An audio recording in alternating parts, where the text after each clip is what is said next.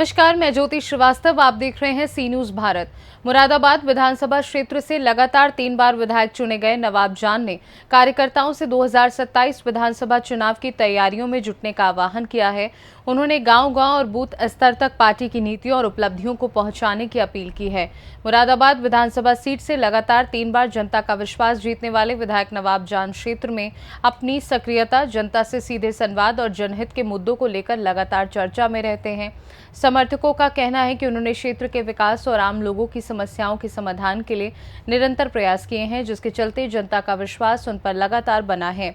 विधायक नवाब जान ने पार्टी कार्यकर्ताओं से कहा कि वे गांव-गांव और बूथ स्तर तक समाजवादी पार्टी की नीतियों और उपलब्धियों को पहुंचाएं तथा वर्ष 2027 के विधानसभा चुनाव में पार्टी की सरकार बनाने के लिए पूरी ताकत से जुट जाएं।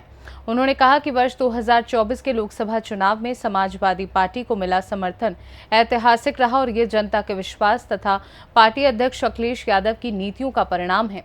उनका कहना था कि समाजवादी पार्टी की पीडीए की अवधारणा का व्यापक प्रभाव पूरे प्रदेश में देखने को मिल रहा है। विधायक ने विश्वास जताया कि जनता के समर्थन और संगठन की मजबूती के दम पर वर्ष 2027 में उत्तर प्रदेश में समाजवादी पार्टी पूर्ण बहुमत की सरकार बनाएगी।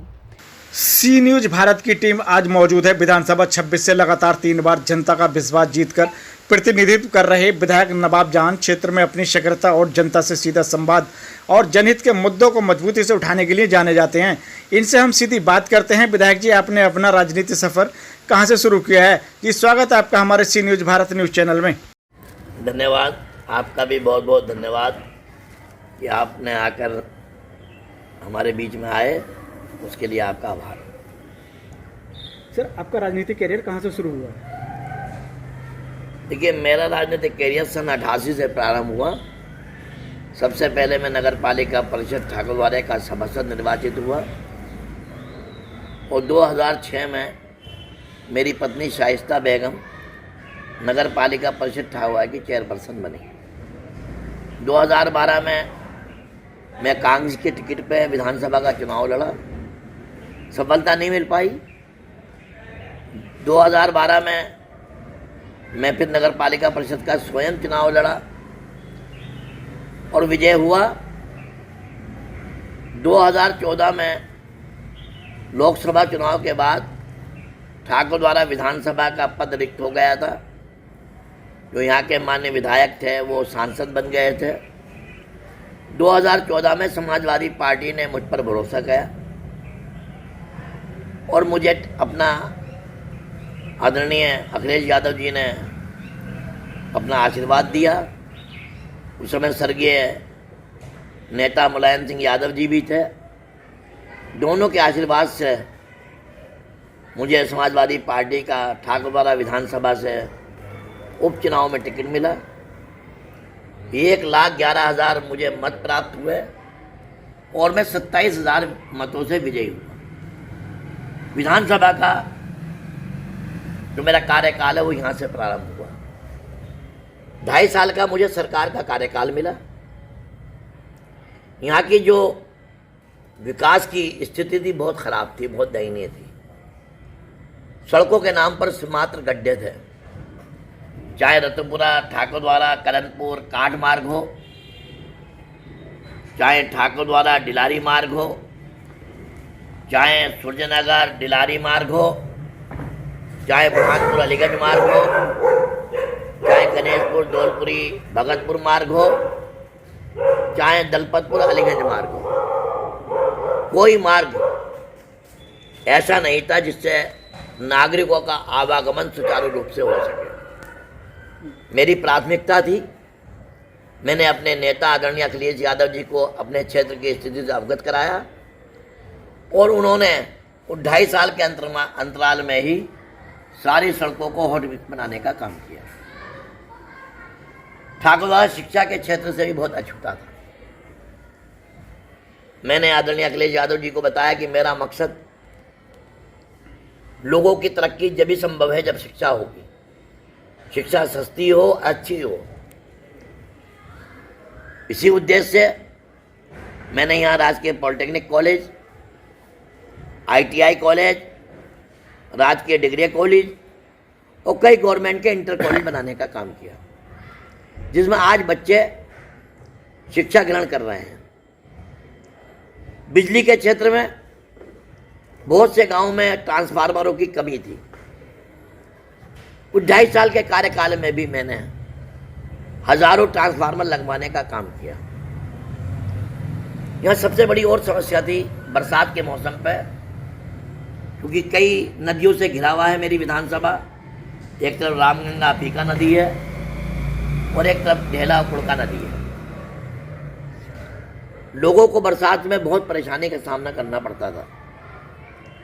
मैंने रामगंगा नदी पर भी कई तटबंध बनवाए, चाहे बलिया में हो, चाहे तालमपुर में हो, चाहे रायभूड़ में हो, और सबसे बड़ा तटबंध मैंने फीका नदी पर रामपुर घोघर से लेकर सूर्यनगर तक 5.5 करोड़ की लागत से बनवाया। यहाँ कई गांवों में विद्युतीकरण नहीं था। बलिया था, मूलावान, ढींगरपुर, उससे 2014 से पहले वहाँ बिजली नहीं थी। बच्चे डिबिया में या लालटेन में पढ़कर अपनी शिक्षा पूरी करते थे। मैंने देखा, मुझे अफसोस भी हुआ, इस दौर में बिजली ना होना कितना दुर्भाग्यपूर्ण है। सर्वप्रथम मैंने मूलावान और बलिया में विद्युतीकरण कराकर वहाँ के नागरिकों को बिजली देने का काम किया। विकास के मामले में जो 2.5 साल का मुझे वक्त मिला, जनेश्वर मिश्र योजना के अंतर्गत करीब 50 गांव में मैंने 40-40 लाख रुपए का काम कराया। लोहिया समग्र विकास योजना के अंतर्गत करीब मैंने 20 से 30 गांव में, उसमें लोहिया आवास, वहाँ की सड़कें, बिजली, सुपर स्ट्रीट लाइटें, पेयजल हेतु हैंडपंप, संपूर्ण विकास से लोहिया समग्र गांव आच्छादित होते थे। जहाँ जर्जर तार थे वहाँ जर्जर तारों को बदलवाने का काम किया। जो 2.5 साल के अंतराल में हो सकता था, उससे ज़्यादा विकास की कराने में प्रयास किया, उसमें सफलता भी मिली। अब 2.5 साल के बाद सरकार का परिवर्तन हो गया। उत्तर प्रदेश में भारतीय जनता पार्टी की सरकार आ गई। मेरे साथ ही नहीं, जितने भी विपक्षी दलों के विधायक हैं, उनके साथ विकास के नाम पर भेदभाव करना शुरू कर दिया। क्योंकि सरकार ये विकास के नाम पर तो है ही नहीं, ये तो धर्म और जाति के आधार पर सरकार बनी है। आपस में एक दूसरे को लड़ाकर विकास से इसका कोई संबंध नहीं है। लेकिन मेरे अथक प्रयासों से जितने भी सड़कें लोक निर्माण विभाग की विशेष मरम्मत सुधार योजना के अंतर्गत खराब हो जाती हैं, मैं प्रयास करता हूं, कुछ में सफलता मिलती है, कुछ में सफलता नहीं मिल पाती है, क्योंकि वो दबाव नहीं है। तो जो भी मेरे पास आता है, चाहे विकास से संबंधी हो, चाहे वो अपनी निजी समस्या से संबंधित हो, मैं उसके लिए सदैव तत्परता से उसके साथ खड़ा होकर उसकी समस्या को दूर करने का प्रयास करता हूँ। 2027 में लोकतंत्र का बड़ा पर्व आ रहा है, उसको लेकर क्या कहेंगे? और आपको विधानसभा 26 की जनता विकास पुरुष के नाम से क्यों जानती है, और आपने कौन सा विकास किया है? देखिए, सबसे ज़्यादा मेरे यहाँ जो 2 बड़ी सड़कें हैं, ठाकुरद्वारा सूर्यनगर सिवारा, ये बहुत बुरी स्थिति में, और 2025 से निरंतर मैं, चाहे लोक निर्माण विभाग के मुख्य अभियंता हूँ, चाहे अधिशासी अभियंता हूँ, चाहे शासन स्तर पर प्रमुख सचिव हों या विशेष सचिव हों, लगातार इस सड़क का सतह सुधार का प्रस्ताव मैंने पिछले वर्ष अक्टूबर 2025 में स्वीकृति हेतु भिजवा दिया था। लेकिन दुर्भाग्य के साथ मुझे कहना पड़ रहा है, उसकी स्वीकृति आज तक नहीं मिली। पुनः इस वित्तीय वर्ष में भी मैंने इस सड़क का प्रस्ताव, इस सड़क के वीडियोज प्रमुख सचिव लोक निर्माण, विशेष सचिव लोक निर्माण और आयुक्त मुरादाबाद महोदय को भी पत्र के माध्यम से और यहाँ सड़क की दुर्दशा के वीडियोग्राफी के माध्यम से ये भिजवा दी है कि सावन का महीना आने वाला है, कांवरियों का आवागमन होगा, सड़क का स्थिति बहुत जर्जर है, नागरिकों का आवागमन बिल्कुल चलना मुश्किल है, दुर्घटनाओं की हमेशा आशंका बना रहेगी और कांवरियों के समय में श्रद्धालुओं को बहुत परेशानी होगी। लेकिन किस कारण से सरकार स्वीकृति नहीं दे रही है, क्योंकि स्वीकृति देने का काम सरकार का है, हमारा काम उसको प्रस्ताव को भिजवाना है, भिजवा दिया। इसी प्रकार ठाकुरवाड़ा से रमना वाला मार्ग है, सरकड़ापुरम से ख्वासपुर धनतला मार्ग है, 3-4 मार्ग बहुत बुरी तरह हैं। जैसे बिसौली से भगतपुर का मार्ग है, सब मार्गों को मैं पिछले वित्तीय वर्ष में भी 25-26 में भी, और 3 मार्ग तो पिछले वित्तीय वर्ष में 31 मार्च को स्वीकृत भी हो गए थे। रमना वाला मार्ग, सरकड़ापुरम वाला से ख्वासपुर धनतला वाला मार्ग और बिसौली वाला मार्ग, क्योंकि आखिरी वित्तीय वर्ष का दिन था, उसका पैसा यूटिलाइज नहीं हो सका, इसलिए वो पैसा वापस चला गया। मैं भरसक प्रयास करता हूँ अपने क्षेत्र की जनता के विकास की समस्याओं को और उनकी बुनियादी ज़रूरतों को पूरा संभव प्रयास करता हूँ कि उनकी हर समस्या का निदान कर सकूँ। लेकिन स्वीकृति जब सरकार को देनी होती है तो वहाँ मुझे बहुत परेशानियों की किल्लत होती है। लेकिन मैं अब 3 तारीख को सत्र चल रहा है, इस बात को विधानसभा में याचिका के माध्यम से भी उठाऊंगा, इन सड़कों के बारे में, और जो समस्याएं और हैं बुनियादी विकास से संबंधित, उनका भी सरकार का ध्यान उनकी ओर भी आकर्षित कराऊंगा। जहाँ तक बिजली का प्रश्न है, बहुत सारे लोगों ने मुझसे शिकायतें की थी कि हमारे यहाँ ट्रांसफार्मर ओवरलोडिंग हो रहे हैं। तो मैंने अभी इसी वित्तीय वर्ष में मेरे प्रयासों से 66 ट्रांसफार्मर या 68 ट्रांसफार्मर स्वीकृत हो गए हैं। हफ्ता 10 दिन में इसी अगस्त के में कुछ अपग्रेड हुए हैं और कुछ नए सैंक्शन कराए हैं, वो इसी अगस्त के महीने में से लगने प्रारंभ हो जाएंगे। और मैंने करीब जहाँ जहाँ और परेशानियाँ हैं ट्रांसफार्मरों की, उनका भी प्रस्ताव बिजनेस प्लान योजना के अंतर्गत 2026-27 में मैंने मुख्य अभियंता उत्तर प्रदेश विद्युत निगम के माध्यम से वो कार्य योजना मैंने भिजवा दी है। मैंने जो जर्जर तार ठाकुरवाड़ा ग्रामीण अंचल में जो बिजली घर आता है, लोहे के तार थे, वो टूट जाते थे, उनकी जगह मैंने विजुअल वायर मोटा तार भी सैंक्शन करा दिया है। उसके बदलने का काम भी बहुत जल्दी शीघ्र चालू हो जाएगा।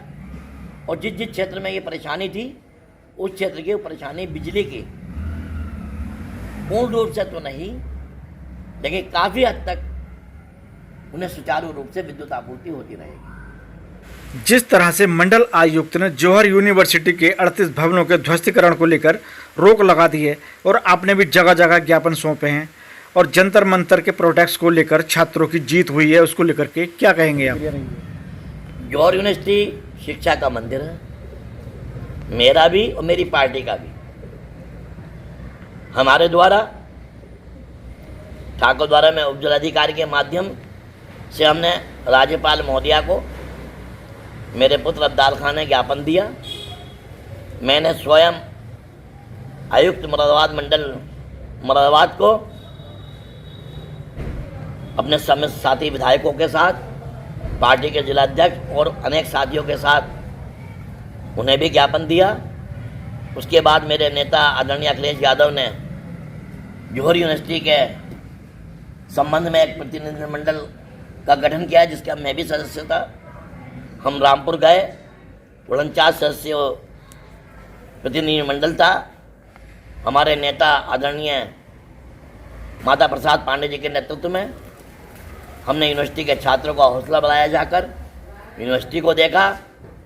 साथ ही साथ हमने जिलाधिकारी मुरादाबाद को जो आरडीए के vice chairman, Rampur development authority के वाइस चेयरमैन हैं, उन्हें भी ज्ञापन सौंपा कि शिक्षा के मंदिर को ना तोड़ा जाए, क्योंकि शिक्षा का मंदिर बच्चों का भविष्य है, उनका मुस्तकबिल है। और हमें बड़ी खुशी है, हर्ष का विषय है कि आयुक्त महोदय मुरादाबाद का हम धन्यवाद देते हैं कि उन्होंने रामपुर डेवलपमेंट अथॉरिटी के आदेश को एक क्रियान्वयन पर रोक लगा दी है, जिससे थोड़ी राहत मिली है। और मैं आशा नहीं, पूर्ण विश्वास है कि आयुक्त महोदय मुरादाबाद रामपुर डेवलपमेंट अथॉरिटी के पारित आदेश को निरस्त करके यूनिवर्सिटी में बच्चों की जो शिक्षा पर ब्रेक लगने जा रहा था, उस शिक्षा को सुचारू रूप से चलाने का काम करेंगे। जहाँ तक बच्चों के सवाल है, छात्रों का, छात्र, नौजवान, किसान, कोई भी वर्ग इस सरकार से संतुष्ट नहीं है। नीट के कितने पेपर लीक हुए, कौन सी चीज़ का पेपर लीक नहीं हुआ, चाहे उत्तर प्रदेश राज्य में हो चाहे केंद्र सरकार के हो। बच्चों में निराशा पैदा हो गई सरकारों के प्रति। जब किसी समाज की किसी सरकार के प्रति निराशा होती है, तभी उन आंदोलनों का उदय होता है। उसी के कारण ये आंदोलन का उदय हुआ।